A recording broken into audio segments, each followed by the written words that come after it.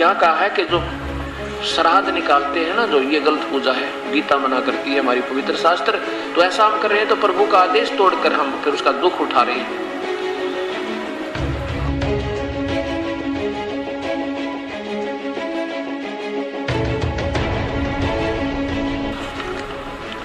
भूत और पितरों की श्राद्ध निकालना, भूत पूजा, पिंड भरवाना, चौराहे की पूजा करना, ये भी मना किया भगवान ने।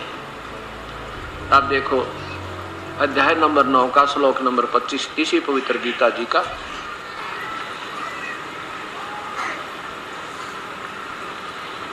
श्लोक नंबर 25 में स्पष्ट किया है कि देवताओं के पूजने वाले देवताओं को प्राप्त होते हैं, पितरों के, ये श्राद्ध निकालने वाले पितरों के पूजने वाले पितर बन जाते हैं भूत। पितर भी सुपीरियर क्वालिटी के भूत होते हैं, यानी इन आम भूत तो थोड़ी सी अच्छी तगड़ी क्वालिटी इनकी अच्छी इम्प्रूव्ड है, लेकिन हैं ये भी भूत।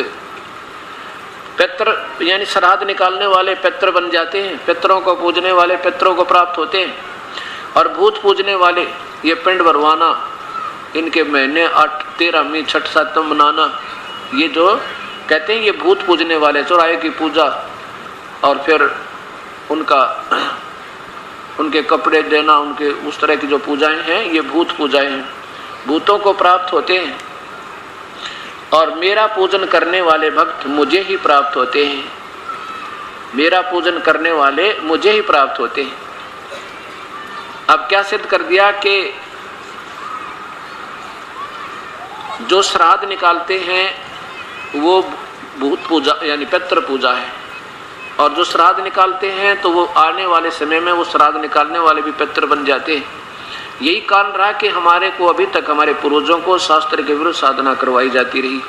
वो बड़ी आत्मा थी और उनको भाव कर देते थे कि आपका पिताजी, मुझे वो गुरु लोग बकाया करते, आपका पिताजी दिखाई दिया था मुझे और उसके पास कपड़े नहीं, 5 कपड़े दो उसके, 5 कपड़े खुश होकर देते, पिताजी को कपड़े मिलने चाहिए, पहनते गुरुजी और बहाना पितरों का।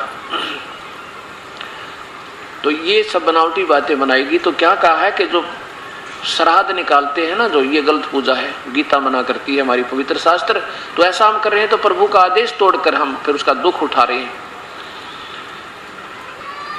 और पिंड भरवाना, फिर वो फूल उठा कर ले जाना, फिर उसके गया जी में पहुंचना कि तो पिंडारे ले जाना, ये सब भूतों की पूजा, चौराहे की पूजा, किसी बार मड़ी बना कर पूजा करना किसी देव की, तो ये भूत पूजा होती है। इसको क्या बताया है कि देवताओं के पूजने वाले देवताओं के पास जाएंगे, जैसे विष्णु जी का उपासक विष्णु लोक में, शिव का उपासक शिव लोक में, ब्रह्मा का उपासक ब्रह्मा के लोक में, और अपनी खा कर मड़ाई पुनों की फिर नरक में, और फिर पशु बनेगा 84 में, कुत्ता व गधा बने। और फिर क्या बताते हैं, पितरों के पूजने वाले पितरों के पास ले जाएंगे, वो पितर बन जाएंगे। अब हमारे पूर्वज शास्त्र विरुद्ध साधना करके सारे पितर बने, और फिर उनकी हमने पूजा करी, हमारे माता पिता ने करी, फिर माता पिता भी पितर बने, फिर हम शुरू हो गए थे, हम भी पितर बनने थे। अब इसलिए गीता विरुद्ध साधना करके हम अपना हानि उठा रहे हैं, लाभ कति नहीं। क्योंकि अभी बताया कि जो शास्त्र विधि को त्याग कर जो मनमाना आचरण करते हैं वो न किसी उनको परम सिद्धि होती है, ना कोई परम गति, ना कोई सुख हो है। अब ये पितरों की पूजा, श्राद्ध निकालना कहाँ से प्रारंभ हुआ? इन पितरों के संकेत तय, पितरों के आदेश तय, या किसी ऋषि आदि के कहने तय हमने वो शुरू कर दिए, जबकि भगवान का आदेश नहीं है। जैसे किसी व्यक्ति का, गांव में एक व्यक्ति का दोस्त SHO था, थानेदार, और उस व्यक्ति ने अपने दोस्त से कहा कि मेरा एक पड़ोसी है, मुझे बहुत तंग कर रहा है, नाक में दम कर रखा है उसने, रोज परेशान करता है, शराब पी कर गाली देता है, कभी कुछ करता है, तो क्या इलाज करूं? SHO बोला कि मार लठ सिर में, माप देख लूंगा। बोला 2 मार लठ उसके, माप देख लूंगा। अब थानेदार की पाक ठाड़, SHO का पाक सहारा, उसने जाकर अपने पड़ोसी का लठ मारा, मारते मर गया।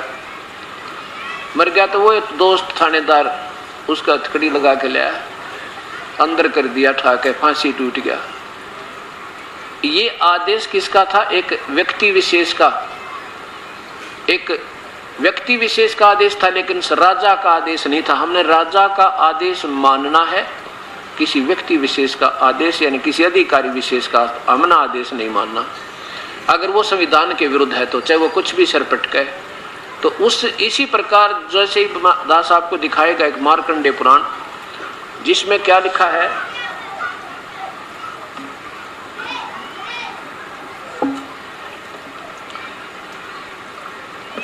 मार्कंडेय पुराण में एक रुचि नाम का ऋषि है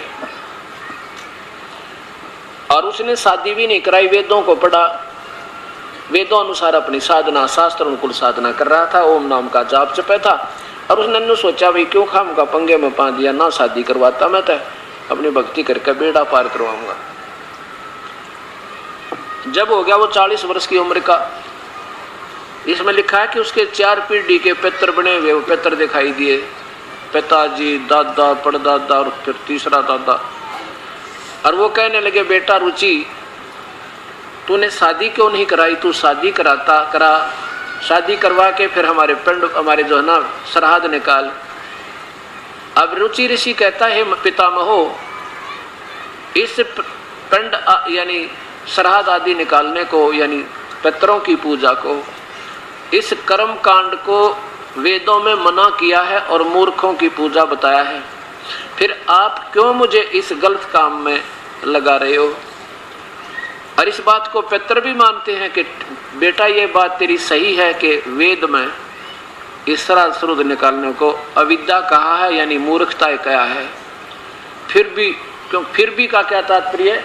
अडगम सडगम अपनी अटकल लड़ा के फिर भी कहा है ऐसा है वैसा है, पितर ये कर देते हैं, पितर वो कर देते हैं, पितर पुत्र दे देते हैं। पितर आप भूखे मरे नो के मेरे श्राद्ध निकाल, बताओ पितर के दे देते हैं? जब गीता में वेद मना करते हैं, स्वयं स्वीकार करते हैं वो पितर, और स्वयं तो भूत बन गए और बेटे को और परेशान मजबूर कर रहे हैं। अब देखो आपके